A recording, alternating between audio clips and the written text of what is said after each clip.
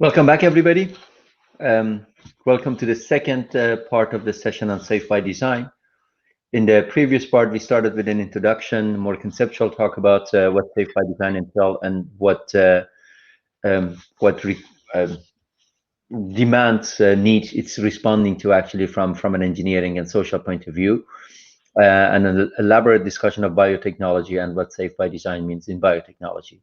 In the second half, we will start actually with another example from nanomaterials. Rit van Ommen will give the first presentation, and I will finalize in the second half of this session, the final session, with some remarks and future prospects on Safe by Design.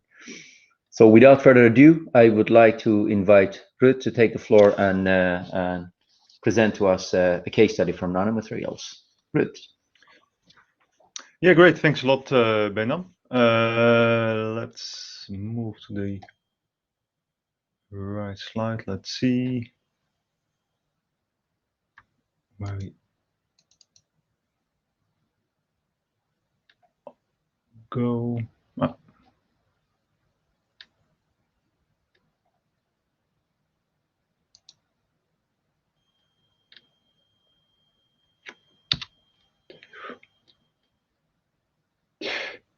Yeah, so I'd like to present you some work in the context of safety by design with respect to nanomaterials, and in the coming let's say about 20 minutes, I'd like to answer three questions.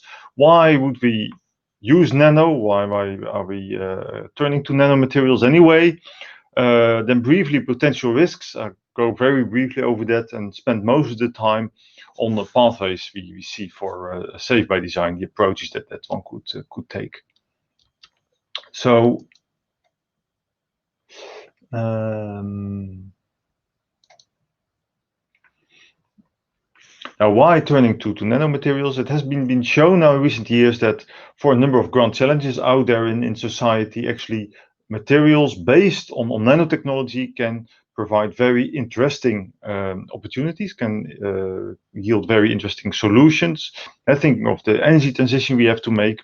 For example, batteries for the storage of electricity now more and more rely on nanostructured materials. There are solutions proposed for water treatment, for example, with sunlight shining on nanostructured materials in order to clean water.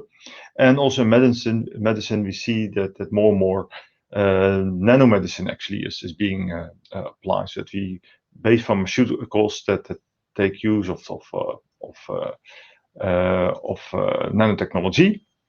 But in many cases, we see it being applied slowly, but a lot of it is still, let's say, in the scientific journals. There's a lot written about how to use nanostructured materials, but the step towards practice still then has to be made, and that's not always that straightforward, I would say.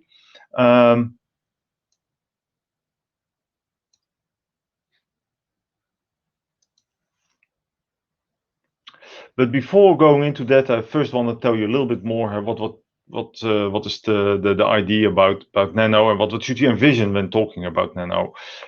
Quite often I'll be talking in this respect about nanoparticles that we're applying in materials, and to demonstrate to you what you envision when talking about the nanoparticle. I first think about the planet Earth, the globe. And when we would reduce that in size to the size of a football, then we go with a step 5 times 10 to the power 7. So if you make it 50 million times smaller, then we end up with a football. Now, if you then make from a football that same step in size reduction again, then you end up with the typical size of a nanoparticle. And because these nanoparticles are so extremely small, when you would have 1 gram of material in nanoparticles, then you already have 10 to the power 18 nanoparticles, and they represent 300 square meter of surface area.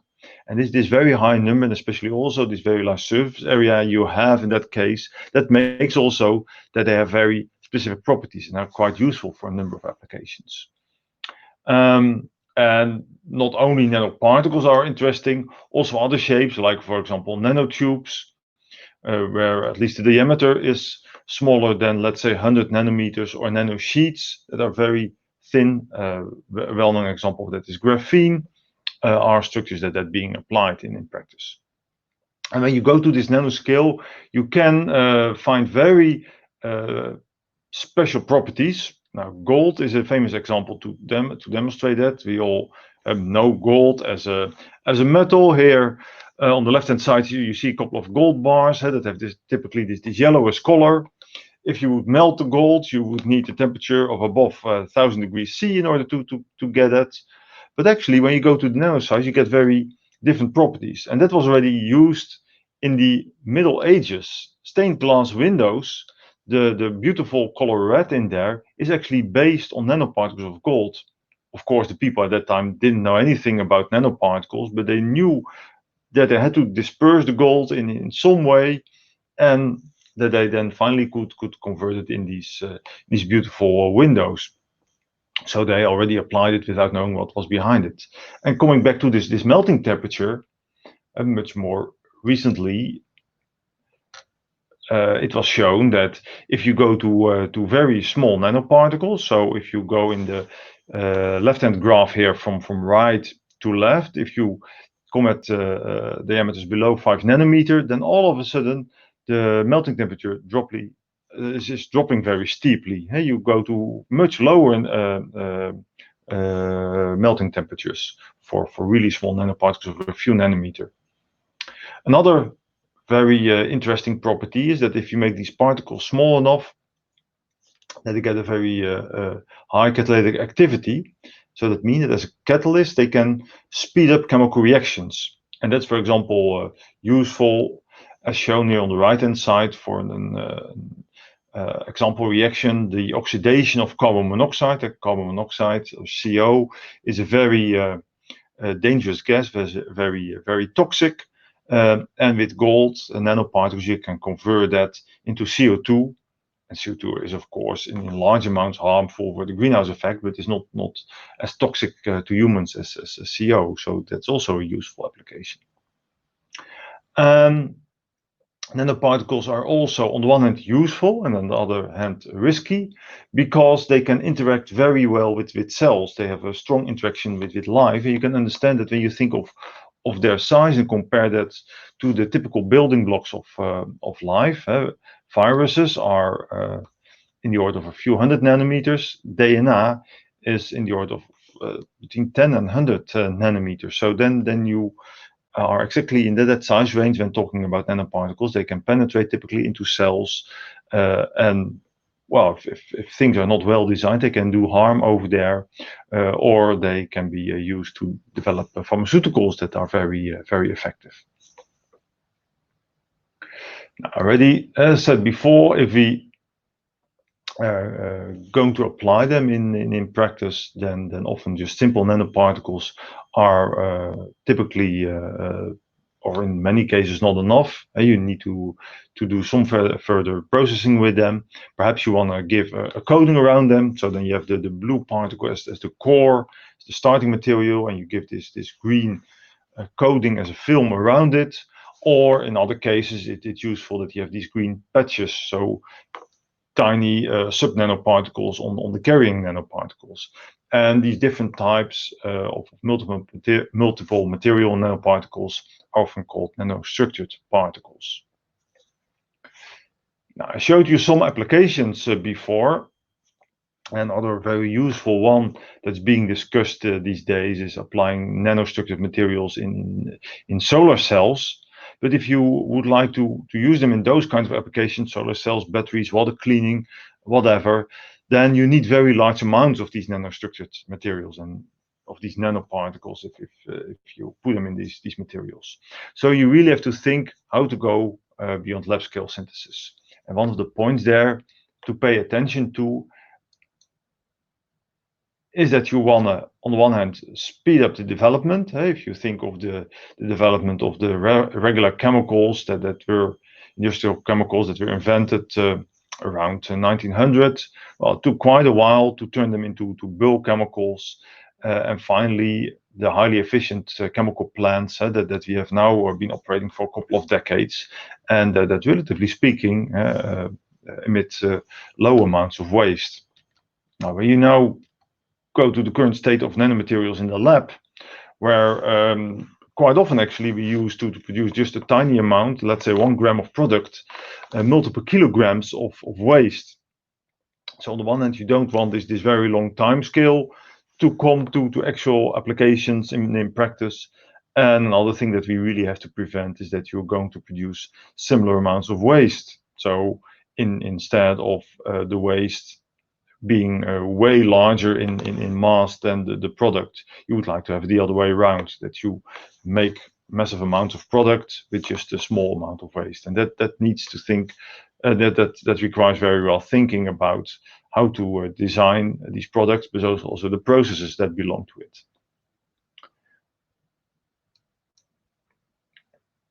Another important role that nanostructured materials can play is that it can help you to be way more effective with the materials you're going to apply. And then we come to the realm of scarce materials, critical materials, to which, for which, to my feeling, there is not so much attention really at the national level in the Netherlands, but luckily at the EU level there is a lot of concern about this, that we should really think about the resources.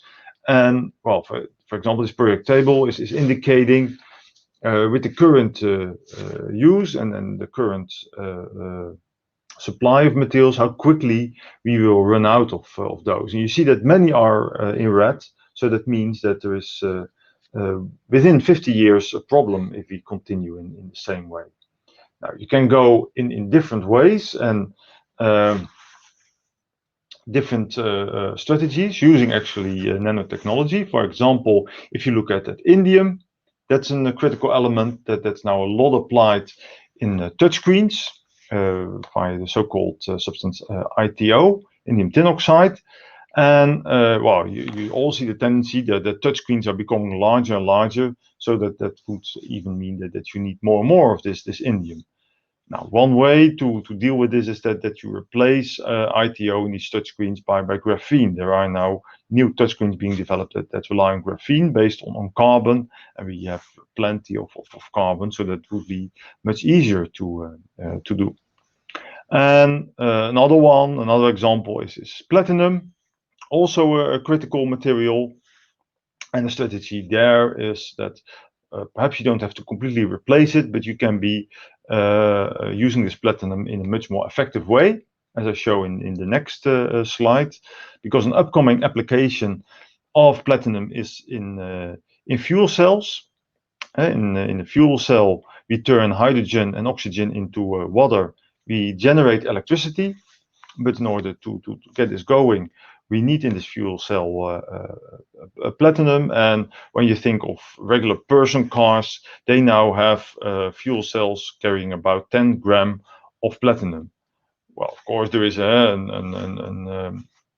battle, you could say, going on whether electric cars will become the major part of our person cars or hydrogen cars. At the moment, it seems that electric cars will be a larger portion, but still, you can imagine that hydrogen fueled vehicles will be important, for example, for the more heavy-duty applications, like in trucks, sometimes in trains. It's being discussed, perhaps in ships. So then also you will need huge amounts of platinum. And thinking in terms still of person cars, we can only build 18 million cars a year if we use all the platinum that's being produced per year in these person cars. And that's on the whole the global scale, not such a large amount, if you keep in mind that also you want to use the platinum for these other vehicles, and also for other applications outside fuel cells. So then it's smart to think, can we use it in a better way? And actually, if you really look at the nanoscale, you'll see that the platinum is not that smart divided yet. It's a mix of ping pong balls, tennis balls, and footballs at the nanoscale. So if you have a much more consistent size of all small nanoparticles of platinum, you can use it much more efficiently, and that will make that you can supply many more fuel cells with the available amount of platinum. So I hope that I've shown you by some examples that actually it is useful to use nanostructured materials. However, they certainly carry risks with them. I already showed you here that they typically these nanoparticles, for example, are of the size of DNA. They can penetrate into cells and they can create several problems over there when they come over there, like going into cells. And I won't go into all the different examples over here. There was a number of years ago and pretty alarming article in Science about all the harm that nanoparticles can do at the scale of cells by oxidation, creating stress in them. It's illustrated over here. And also in the next ones, you see here a whole range of effects that can take place in the body and actually can harm the body when nanoparticles would go in there in large amounts. So there is all reason to be very careful, and that's taking me then to the third part of my talk: pathways for safe by design. How could we start our design by making nanostructured materials that we are creating safer? And we have now in the past period that we started within the realm of the institute in Delft that Benno mentioned before. We have been developing an approach based in 6 different possibilities that you can take and then sometimes combine in order to get safer materials. And I want to illustrate them one by one. First one is materials selection. It's important that you think very well before you going to apply your nanoparticles, what they are consisting of. And there it is also very important to realize that materials that might not be toxic at the macroscopic scale all of a sudden can actually become toxic when you make nanoparticles out of them. And this interesting work they illustrated that dissolution is playing a role, but also the electronic properties of the different materials and different oxides in this case are playing a role, and that apparently you can identify based on these properties that there is a really problematic group over here that's way more dangerous given in red and orange than the ones outside that region. So without going in all the details of this, the researchers in this area in the nanotoxicology are making steps actually in identifying and seeing rules how we can see which are more dangerous nanoparticles and which ones are less harmful.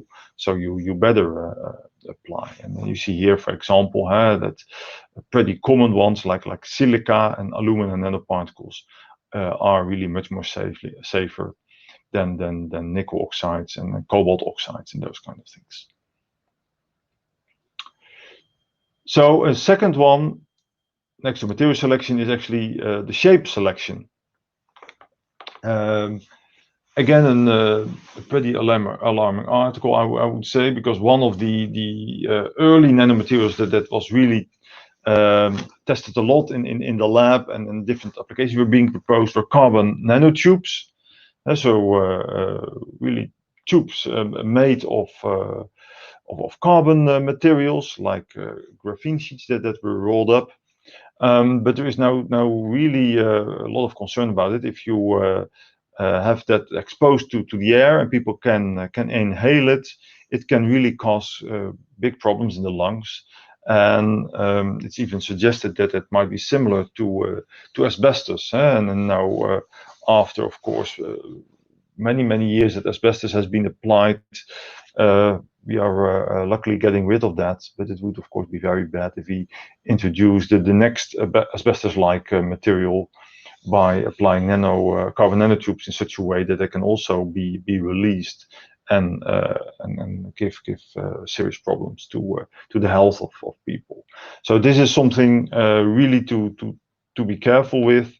And this is to illustrate that certain shapes can be more dangerous than other ones. And it seems that, especially in this case of carbon, that you would rather go to, for example, small carbon nanoparticles, amorphous carbon, rather than these long tubes that can go into your lung and create inflammation over there. A third way related to shape that you could play with to make the use of nanoparticles less problematic is by clustering nanoparticles during their production, depending on the production process. But quite often they're produced at a high temperature, especially different types of oxides like silica and alumina and so on. And you can benefit then of that high temperature to cluster right away the nanoparticles during the production process. And then under the microscope, they look at the smaller scale, like here in the lower right corner. So they're all connected together. And depending on your application, you can then still have the benefit of certain properties of these nanoparticles. For example, a lot of the surface area of these particles is still maintained, while they are not moving so easily through the air and later in through the body.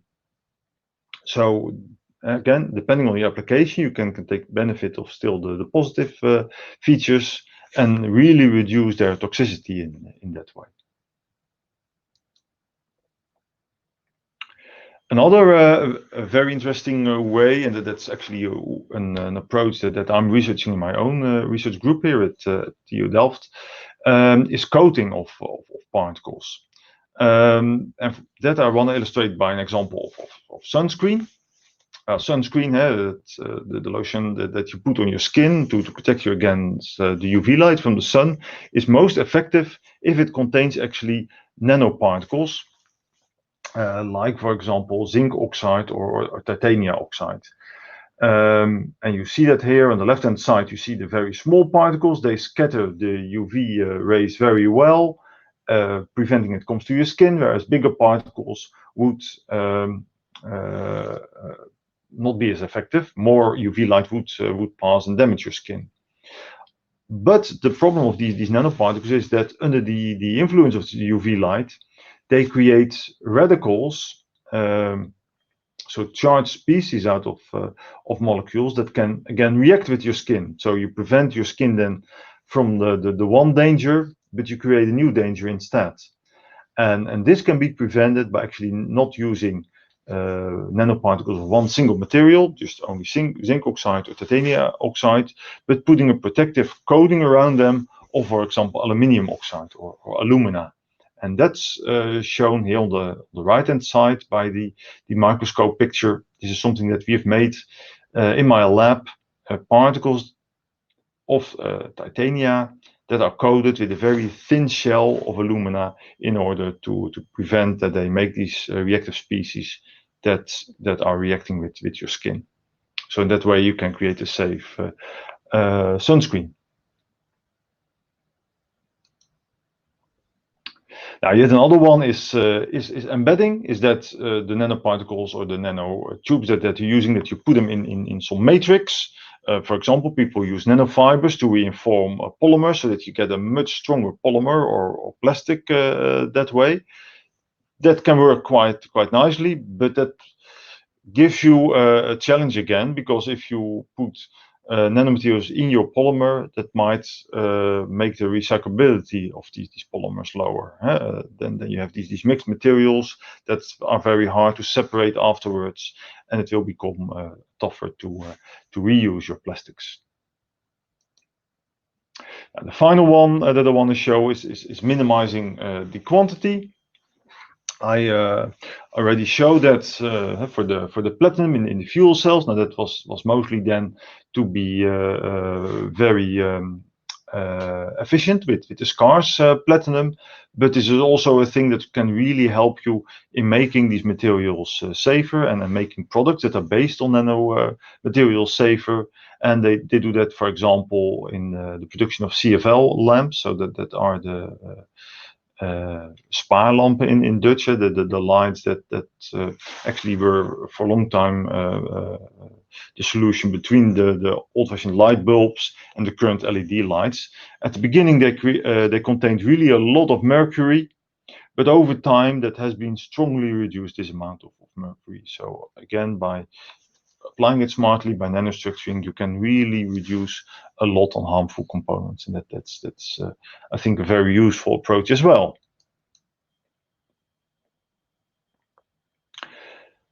So that brings me to my final slide for illustrating how nanostructured materials can be applied, and then how we can over there apply a safe by design strategy. I think that nanomaterials are very useful because they can contribute in solving various grand challenges out of society, the energy transition that we need to make, novel health solutions in water cleaning. We're starting to understand what the risks are to the health of humans, to the environment, but further research is there really needed to fully understand how nanostructured materials are impacting our health and in the environment. But already now we can start in making the design of these nanostructured materials in a smart way. And I've shown you these 6 different ways in which you can try to minimize the risk of applying them. Okay, with that, I'd like to give the floor back to Benham. Thanks very much, Ruud, for the fascinating presentation and overview of nanomaterials. There are already 2 questions in the chat section that I would like to discuss with you. Before we switch, we move on to the questions that we have prepared. The first question is about actually using of nanomaterials for their antibacterial and antiviral properties in the face masks. The question is, how could we ensure actually the safety of including those nanomaterials in the face masks, particularly to make sure that they would not be released and inhaled in the lung? Is there any thinking going on there? Yeah, sure. No, that's a good point. For example, silver nanoparticles are being used quite a lot, and they have mostly an antibacterial function, I think. I must say I'm not sure about antiviral, which materials would work there best. But one thing you can, for example, take into account that if you deposit these nanoparticles in such a way that they react on the surface, then often the binding is much stronger than when you just rely on physical binding. But even if it's just physical, you should keep in mind that these nanoparticles are so small that often the physical forces keeping them on the surface, the van der Waals forces, are much stronger than, for example, the drag force that will work on them with breathing. So there is thinking going on, but it's certainly a fascinating topic. Yeah, it's very interesting and very topical, of course, in the current situation. Yeah. Nanomaterials against COVID-19. That would make an interesting development. Yeah. The question by Nienke is a bit of a specialist question, so I would like to ask you to maybe recap and respond to it yourself, if it's okay. Yeah. By you? Yeah. She asks if by clustering that you're changing the aspect ratio. So you would get also enhance the aspect ratio of the particles. So if the clustering would really lead only to long strings of nanoparticles, then you would actually create in some way a fiber or a tube that could become problematic. Yeah, that's true. Luckily, what we often see with the particles we are sometimes producing and often also get from commercial vendors is that then you make that clustering during production.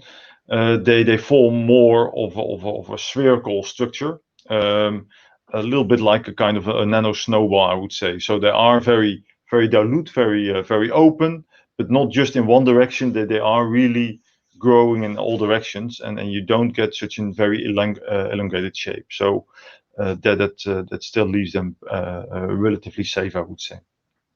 Excellent. Meanwhile, we have 2 more questions. So Lotte asks, we have been discussing actually the nanoparticles. We have been discussing how the value of safety needs to be balanced and weighted against other important values. And this is not necessarily another value that we need to balance safety with, but more like if you're designing for safety, if you are including safe by design, are you reducing anything in terms of the effectiveness of the nanomaterials or nano-based materials? Are you giving up? Are you compromising? Yeah. Of course, sometimes you have competing conditions or demands that you're putting in. So perhaps for certain applications, it might be most effective to have all the nanoparticles loose, but you can still decide to cluster them in order to greatly enhance the safety of applying them. So that will sometimes be a trade-off, and you have to find a balance there. Yeah, but it's certainly thinkable um, that sometimes you will reduce the effectivity, but in other cases, for example, the nanoparticles they put in sunscreens, well, actually they stay as effective as they originally were by putting a coating around them, but then they're only safe. So it really depends by case, I would say. Very good. One final question before we switch to our prepared question. Alex asks how to minimize the risk of uncontrolled accumulation of nanoparticles in the environment when they actually end up after being used in the environment. Yeah, that's a good point. Of course, that also requires thinking about what kind of materials do you make these particles from, and then to what extent is that a problem? Is it a material that can finally dissolve? Because then you will you'll get rid of the nanoparticles in the end if it can dissolve, or can they decompose in a different way? Or are they staying there forever?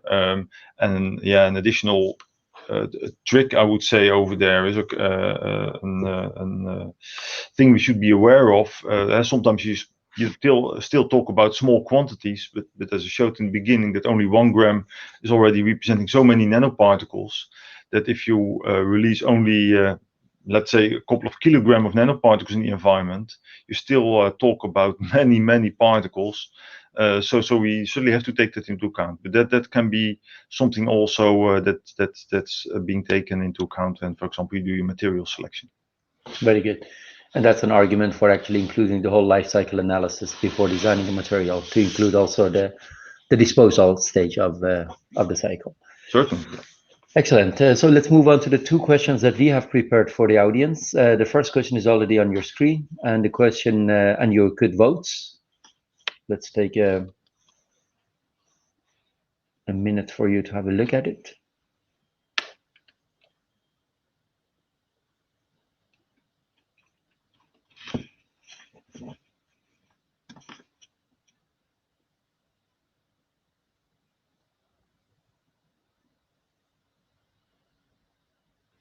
Okay. Let's wrap up the question and see what the outcome of the voting is.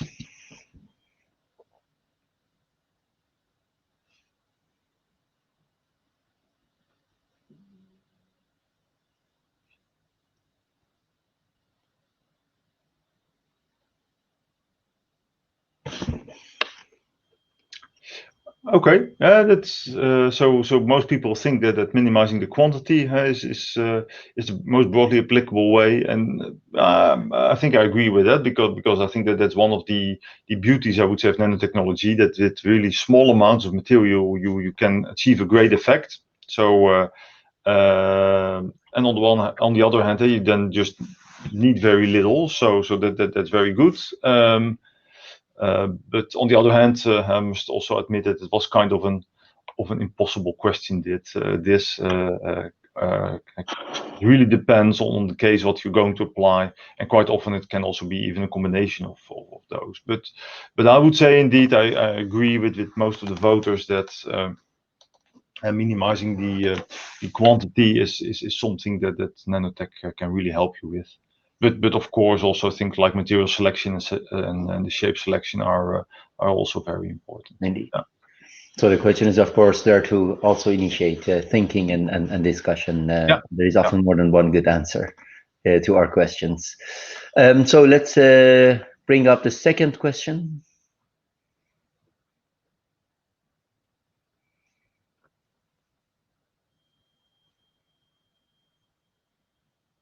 I think this one It's also a very interesting one. This is sounds like a binary question.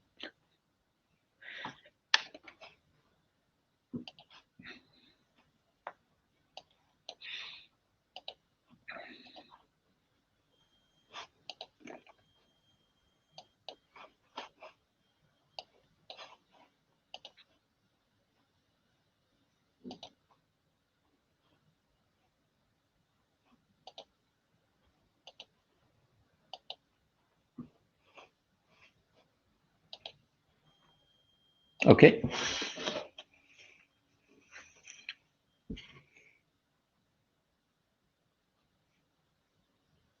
Oh.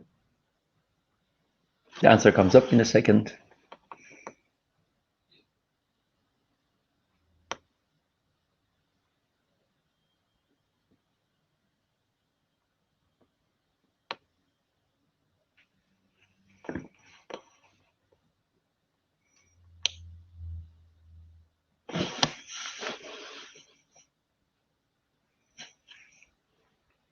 Okay, yeah, by far most people thought apparently that it would make the recyclability more difficult when you apply nanomaterials, and that's I think logical because I gave that example in the talk. But I would also say that it depends a little bit on your starting point. If you have now materials which are also a mix of materials, but really at a larger scale and in large amounts, it might also be quite difficult to separate those. And when you then turn to the nanoscale, it might actually getting more easy to recycle it. Let me give one example. Thing we've been working on ourselves somewhat is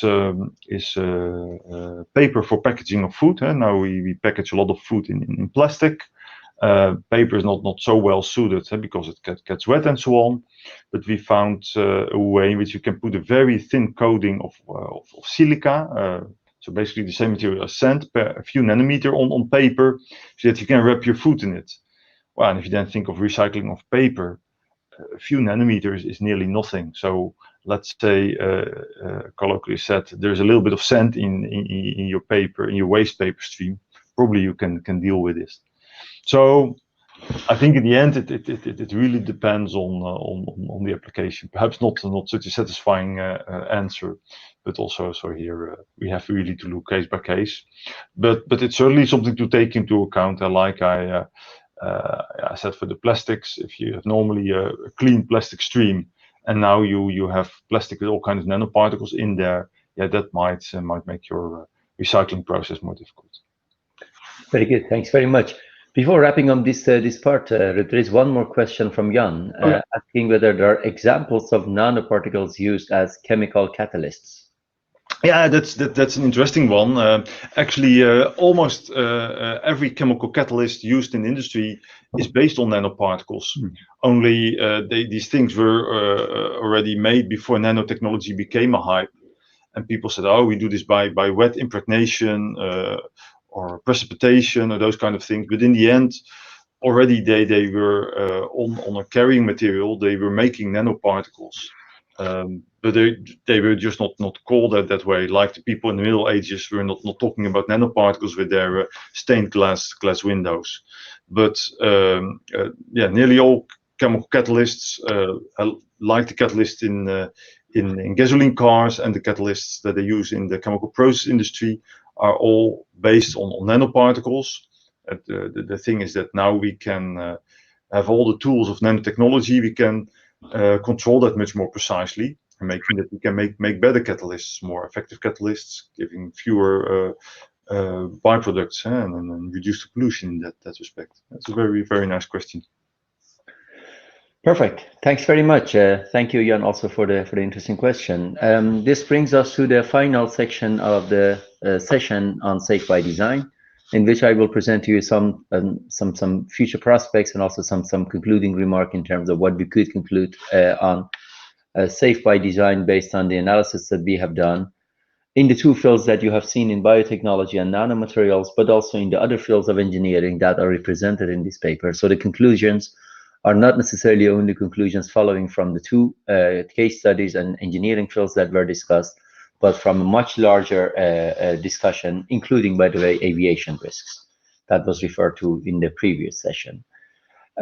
So what could Safe by Design do, and what was actually sort of what are the main findings of this paper and of the analysis that we have done at TU Delft in collaboration with the policy, but also with other colleagues from other universities, is that Safe by Design could help us to have two different categorizations that are important. On the one hand, we could work on a taxonomy of design methods and for dealing with different types of risks, so better understanding the different types of risk and how to design for safety actually in those with respect to those risks. And at the same time, on the other hand, it could also help us to better understand the different categories of uncertainties, and again, also different strategies for dealing with uncertainties. Let me elaborate on that a little bit to discuss what that means. There are certain design strategies that again emerge from different engineering practices and there are associated principles that go with them. Let me mention a few of these. I'm not going to review the whole table, but you can find the different approaches later on in the presentation when it's being shared with you. But for instance, the probabilistic risk-based design that was mentioned a number of times before the break. For instance, the probabilistic risk-based design that comes mostly from the nuclear industry, but has been applied in many other engineering and nuclear technology has been applied in many other engineering technologies, engineering fields and technological developments, based on trying to understand, identify, and understand and assign probabilities to potential risk and reduce those probabilities and eliminate possibilities for from an undesired effect from happening. The deterministic approaches that was also referred to, but also trying to make design, referring to category F here, vandal proof, to make sure that the design is protected against vandalism. Or you make sure that, as it is called, the foolproof or idiot-proof design, that design the engineering systems and engineering artifacts against misuse by end user. So again, there is a number of different design categories that could be relevant. Perhaps also interesting to mention the active safe design or passively safe design, which are two different approaches. And actively safe design is that a design method in which an operator of some kind needs to pay attention to, and the passively safe design is a design method that are based on things such as natural laws. And again, this is an example from the nuclear technology. A lot of our conceptualization of risk comes from aviation and nuclear technology. And this is about, for instance, the nuclear reactors that are being designed in a fashion that could respond to overheating. It could respond to potential meltdown by, for instance, putting a water basin on a higher altitude and ensuring that water could flow to the core of the reactor if anything goes wrong and the reactor core gets to higher temperature that it is supposed to get to. So there are many different approaches and an overview of how safety has been included in the design, how proactively safety has been included in design in different engineering fields, has helped us to arrive at this list of different design strategies. Another thing that our analysis has shown is actually sort of different categorizations of uncertainty, different types of uncertainty, and how we could respond to those uncertainties. So again, uncertainty and risk, we could deal with that, respond to those by decreasing the likelihood of an occurrence of an undesired effect. So the whole idea of probabilistic analysis. But there is also scenario uncertainty. So the different scenarios, we are uncertain about which scenario could lead to an undesired effect. So safety factors are sometimes being used, or sometimes we try to eliminate certain hazards. It's also sometimes referred to as inherently safe design, going back to the idea that if you don't want something to catch fire, you shouldn't build it from a material that could catch fire. So you are inherently actually eliminating the design, the risk of fire. And moving on to ignorance, the unknown unknowns, and how to actually sort of include those types of uncertainties, probably most difficult types of uncertainties to respond to, among the most difficult types of uncertainties to respond to. And not everything could be included in the engineering design already. Sometimes we need governance methods. We need to make use of certain governance methods, such as adaptive risk management, risk governance.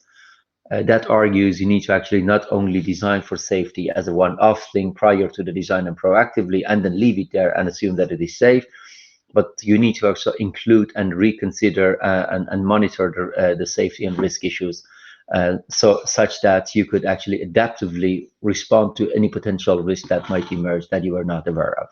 Some of the risks that Rit was referring to in his presentation would actually fall into this category. And of course, we do respond to a risk that would emerge, even if you're not putting it in an active fashion. But adaptive risk governance or risk management argues that you need to ensure that those sort of intermediate evaluation moments and monitoring moments are already included in the governance system. So again, improving safety could both be by improving the technology and designing the technology in a safer, better fashion, but also on the governance side of the risk. And finally, perhaps also interesting to mention the notion of normative uncertainty, and normative referring to the ethical issues, that a lot of the safety issues that we are referring to have also a normative or ethical connotation, and we need to make sure that we are aware of those issues and, for instance, deal with and respond to things such as ethical diversity of stakeholders. People might have different opinions, people might make the trade-offs differently, and how do we actually deal with those issues with an ethical dimension and with an ethical connotation. So again, a list of uncertainties and different categories of uncertainties that are interesting to be aware of and to be able to respond to whenever any of them pops up. This is not intended to be an exhaustive list, by the way, but more like the categories that we have identified. Based on partially a study that has been done partially on nanotechnology, by the way. Finally, what is the added value of safe by design in our approach? We think that safe by design is particularly helpful in helping us to escape the dichotomy that I was referring to earlier on, the dichotomy whether we should innovate on the one hand or be precautious on the other hand and stop innovation. So we rather not see that as a dichotomy, but we want to sort of front load thinking about safety in the beginning, in which we not only focus on safety, but also on sustainability, but also on well-being, and a number of other important potential values that have been mentioned in both Lotte's and Rit's presentation. It is also an opportunity to make sure that we include stakeholders in discussions on safety, particularly when those potential conflicts will emerge. It's important to take care of those conflicts and address those conflicts in an inclusive way by including different important stakeholders in the analysis. So future prospects of safe by design. We think it is very important to spell out the implications of safe by design strategies for different engineering fields, focus in more details on engineering fields and understand the associated types of uncertainties in each field, and come up with potential strategies, different strategies to include safety. We also think that it is time to move from safe by design to safe and secure by design. If you recall, in one of some of the strategies I was referring to, for instance, vandal-proof design. We need to design our technology in a way that it could respond to or be safe against things such as vandalism. But it is also important to design technology in a way that it would be protected or would be secure, and, for instance, could withstand any kind of sabotage or any kind of attack from the outside. So it is safe, but it should also be safe and secure by design, and that's again an important challenge to deal with. That brings me to the last part of this presentation. The floor is open for any questions, and again, we have questions prepared for you, and I hope that you didn't mind me sort of bringing the discussion from the application area again back to the sort of conceptual meta level and trying to focus on the notion of safe by design. So a question comes in from Gerard. Product directives such as the machinery directive also prescribe that safety should preferably already be addressed in the design. I'm not sure I know what product directives are. Is that something that you could respond to, or Lotte? I'm familiar with the ISO standards that also talk a lot about safety, but I'm not sure what the product directives are.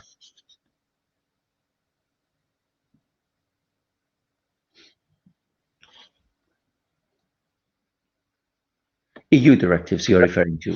Sure. And so EU directives are talking about including safety. Is that a safe by design approach? Maybe I could say something about the EU, because also Ninke's question is about the same.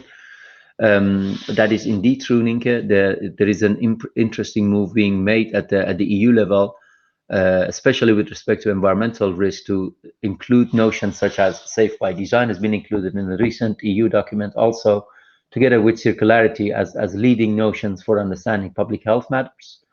And that is exactly very much, as I said, the term safe by design has even been mentioned by in EU documentations and EU policy documents.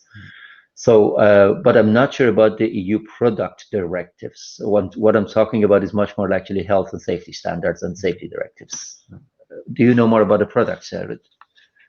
Yeah, I think I mean when we discussed with our colleagues, and maybe it's good to mention here again that we have had discussions in the TU Delft with colleagues from different areas, not only Lotte and me representing biotech and nano, but also people from aerospace, from software, and so on. And then you see that there are enormous differences from field to field, and there are indeed fields. I know, for example, from my aerospace colleagues, there, of course, there are very, very strict and clear guidelines already how you should ensure safety for an aeroplane. And I can imagine that for machinery in general is very similar. But that, for example, for my field, for nanomaterials, we're just really at the start. So it really depends. It really differs from field to field, I would say. Very good. Thanks very much. Let's move to the question that we have prepared. Santiago, could you please show the questions?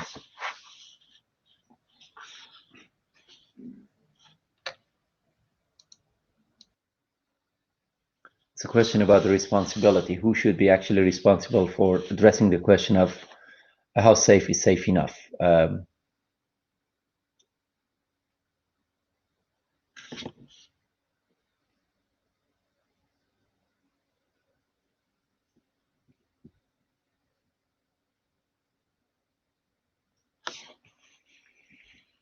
Very good. Let's close the poll.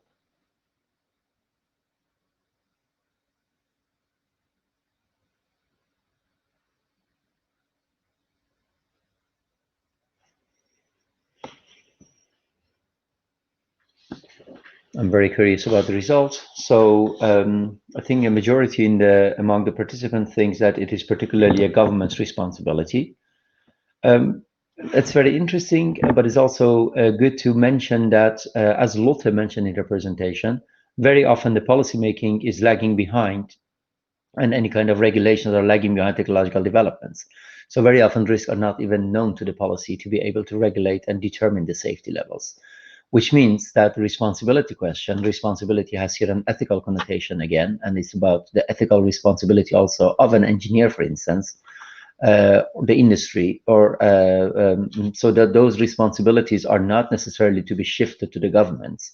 Indeed, the regulations need to come from the government, but the broader discussions need to perhaps be started earlier, and it's also very important to realize that engineers are a very important sort of a phase in these developments, and might know things that a policy doesn't know yet, which is by definition actually how technological developments go. Very good. Next question is,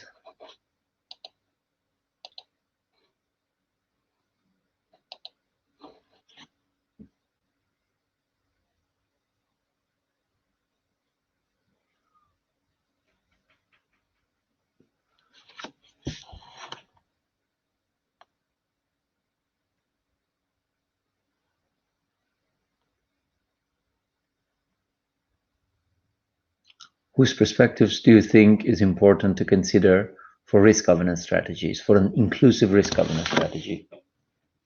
Again, the governance decision makers and policy making board, scientists, risk assessors, which are partially scientists, but not necessarily only scientists, but also the practitioners who assess the risks, or experts in the field.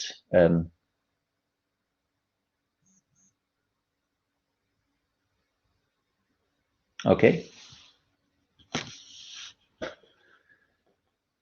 Okay, there's a strong emphasis on experts and expertise. This is again interesting and also not surprising, assuming that the group of people that we are with. I think expertise is very important. You need to also sort of include. You need to include the prospects of the experts and expertise. But again, it's not something that could only be answered by scientific expertise. It's very important to realize that. And I do understand that the question is a bit ambiguous because scientists, risk assessors, and experts are to what extent overlapping, not completely, because experts in the field could also be outside the scientific or academic expertise. But indeed, there is a strong emphasis on trying to better understand and include the perspectives from the sciences and from expertise, which is very, very much understandable. A response comes in through the chat section. The basic responsibility lies with companies. The problem is that companies have to complete or to compete because price becomes an issue. Okay, so the primary responsibility is with companies, and that goes to the previous question, I think, Nicolas, if I recall correctly, rather than to this one. And the next response from Paul, it's actually the government that needs to come up with certain conditions, and those conditions need to be applied by others. Again, this goes to what I mentioned in the previous question. The government very often doesn't even know about the existence of certain risks. And either the industry, but also at the academic level, at the development level, certain risks might emerge and already unknown to the government, but also throughout the application, throughout the implementation, and different stages of life cycle, different risks will emerge. So perhaps it's important to sort of have a more fine-grained view on the government responsibility and avoid shifting everything towards the government, but also understand that a part of responsibility might very well lie with the engineering part of the question and the discussion, partially because of actually the knowledge that exists on that end. An important indispensable knowledge of engineering and engineers that could be important for better understanding those risks and for better dealing with those risks.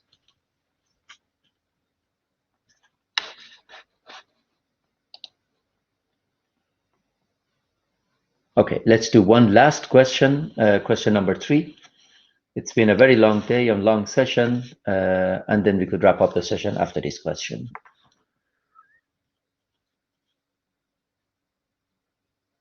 Which of the following issues could make difficult to reach a collective design with an adequate safety level? A mismatch in notions, feeling of safety and security or sustainability, a mismatch in expectations.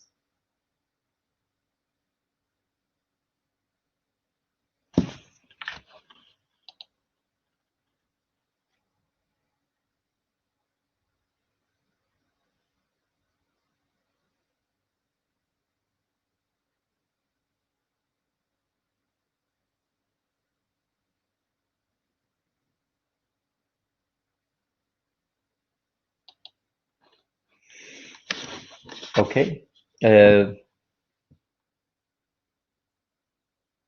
So the great majority of the participants thinks that the problems could, because it might be a problem if there would be a mismatch in different approaches to safety and security. So when those cannot be achieved at the same time, that could make it very difficult to arrive at collective design strategies for adequate safety level. But it could also be a mismatch about, and that again goes to the 2 previous questions, the adequate safety levels, what that exactly mean, high levels of safety, low levels of safety, and being at the basic minimum, even if there would be any kind of legal standards for it. You could choose to actually go above the safety standards that the legal obligations would actually require us to do, and actually add, as it is called in English, go the extra mile, or make sure that you design it even safer than the prescribed level, because you might anticipate new risks emerging in the future, for instance, in the application or the implementation. But again, an interesting question with respect to an interesting aspect of safe by design that has an interesting challenge in terms of how to ensure safety. Thank you very much, everybody. Let's actually bring all the speakers back to the session. Lotte, Ruud, if you would be so kind to turn on your camera and come back to the session. Then we could again open the floor for any questions for any of us regarding safe by design or the applied areas. Are there any remaining issues and questions that you would like to ask us? As I mentioned earlier, our contact information will be shared with you in the presentation slides that you'll receive afterwards. So our email addresses will be included on the front page of that presentation. Anything that you would like to add, Lotte or Ruud? No, not really. I'm really glad with the very active participation of our attendees of the session. I think a lot of interesting questions came up. So absolutely. Yeah. Yes, for me also. It was very nice to talk also from you, Benham and Ruud, and thanks for all the contributions also for my kids. Excellent. Everybody was grateful, especially for your kids' contribution. You got a lot of smileys on the chat section. If you don't believe me, go back and have a look for yourself. It was a great welcome addition to our session. Excellent. Thanks, everybody. Thank you very much for being with us. Santiago, can I have you also in the session for a moment before we wrap up the section? Because a lot of things that we were organizing around this session are thanks to Santiago, who was behind the screen running actually the session for us. Thank you very, very much, Santiago, for a great presentation and the great work. Thank you, everybody, and have a great evening and enjoy your weekend. Thanks. Bye. Thank you. Bye. Thanks.